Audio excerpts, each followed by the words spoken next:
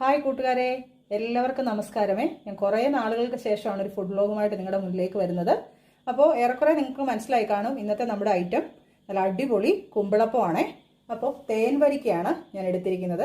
തേൻ വരിക്ക ചക്കപ്പഴം ഏകദേശം ഒരു 600 ഗ്രാം, പിന്നെ നമ്മുടെ കുമ്പിളപ്പം ഉണ്ടാക്കാനുള്ള കുമ്പിളല. അപ്പോൾ ഈ ചക്കപ്പഴം നമുക്ക് ഒരു മിക്സിയുടെ ജാറിലേക്ക് ഇട്ട് നന്നായി ഒന്ന് അടിച്ചെടുക്കാമേ.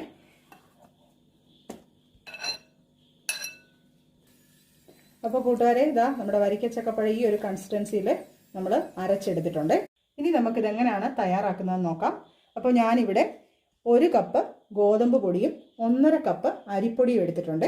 അതിലേക്ക് നമുക്ക് ആവശ്യത്തിനുള്ള ഉപ്പ് ചേർക്കാം. ഇനി നമുക്ക് ഓരോ സ്പൂൺ വീതം ഏലക്കയും ചെറിയ ജീരകവും പൊടിച്ചത് ചേർത്ത് കൊടുക്കാം. ഇനി ഇതിലേക്ക് മധുരത്തിന് ആവശ്യമായിട്ട് കുറച്ച് ശർക്കരപ്പൊടിയും, നമ്മുടെ ചക്കയ്ക്ക് അത്യാവശ്യം നല്ല മധുരമുള്ള കൂട്ടത്തിലാണ്, അപ്പോൾ ബാക്കി ശർക്കരപ്പൊടിയും കൂടെ ചേർത്ത് കൊടുക്കും. ഇനി നമുക്ക് നമ്മുടെ കഥാനായികയെ ചേർത്ത് കൊടുക്കാമേ. ചക്കപ്പഴം നമ്മൾ അരച്ചു വെച്ചിരിക്കുന്നത് ഇതിലേക്ക് മുഴുവനായിട്ട് ചേർത്ത് കൊടുത്ത് നന്നായിട്ട് മിക്സ് ചെയ്യാം. മിക്സ് ചെയ്യുന്ന കൂട്ടത്തിൽ ടേസ്റ്റിന് വേണ്ടിയിട്ട് നമുക്ക് 1 കപ്പ് ചിരകിയ തേങ്ങ കൂടി ഇതിലേക്ക് ചേർക്കാം.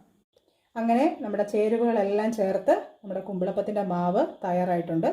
നമ്മൾ ഇനിയും ചെയ്യുന്ന എന്താണെന്ന് ചോദിച്ചാൽ, നമ്മൾ കുമ്പിളല ഇതാ ഇങ്ങനെ എടുത്തിട്ട് ഇങ്ങനെ ഒന്ന് കോട്ടിയെടുക്കും.